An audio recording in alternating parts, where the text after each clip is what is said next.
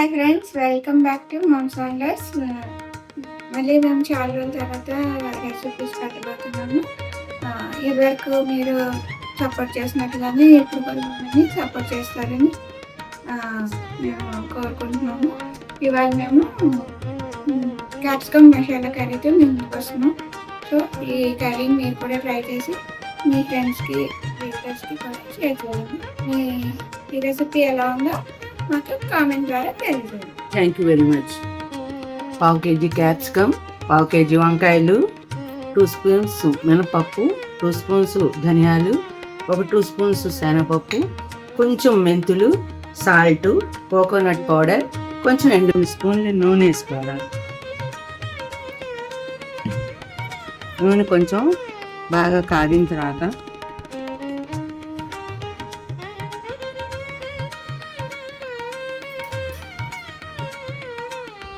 స్పూన్లు శనగపప్పు, 2 స్పూన్లు ధనియాలు,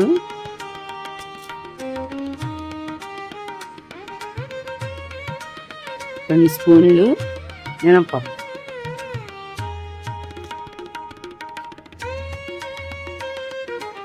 కొంచెం మెంతులు, కొంచెం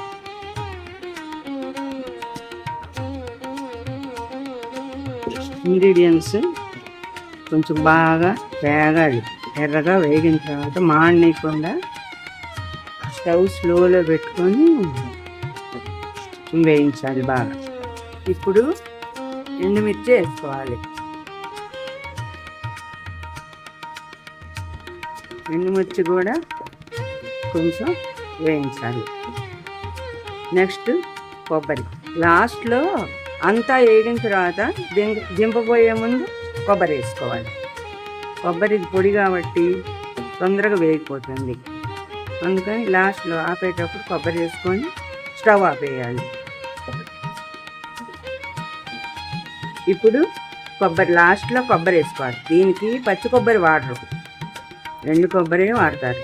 కొబ్బరి ముక్కలైనా వేసుకొని మిక్సీ చేసుకోవచ్చు, లేకపోతే పొడి వేసుకోవచ్చు. పొడి వేసుకొని ఆపేసేది. స్టవ్ ఆపేసి లాస్ట్లో 1-2 సార్లు తిప్పి అంత కలిసిపోతుంది, వేగిపోతుంది. దీంట్లో కొంచెం సాల్ట్ వేసేసుకొని మనం ఇంకా చల్లారిన తర్వాత మిక్సీ పట్టేసుకోవటం.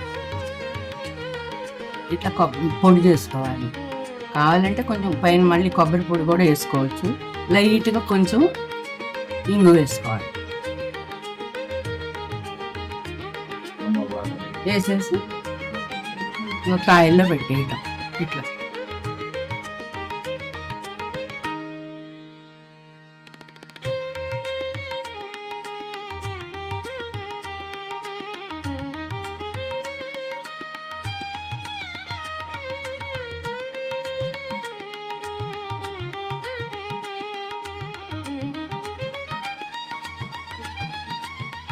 కొంచెం కొంచెం నూనె వేసుకోవాలి. అన్ని కాయలు పెట్టేసి ఇట్లా అన్నిటి మీద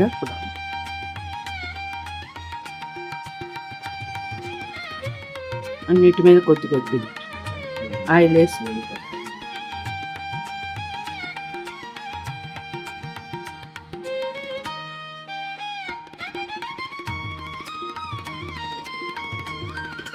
ఆయిల్ వేసాం.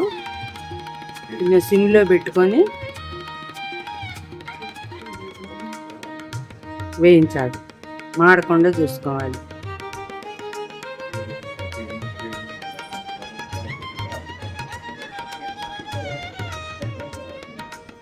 కొంచెం కాగిన తర్వాత వేగిన తర్వాత మళ్ళీ కాయల్ని ఇలా తిప్పేసుకోవాలి.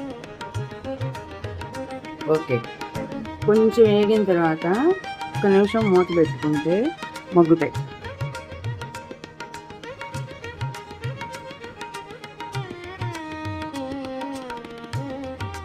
వేగిపోయినాయి. లాస్ట్లో కొంచెం పౌడర్ ఇలా చల్లేసుకొని ఇంకా స్టవ్ ఆపేసుకోవటమే. ఇంకా సర్వింగ్ బౌల్లోకి తీసేసుకోవటం. వంకాయ క్యాప్సికమ్ మసాలా కర్రీ రెడీ అయింది. మీరు టేస్ట్ చూసి మీరు చేసుకొని మాకు కామెంట్ చేయండి ఎలా ఉందో. Thank you.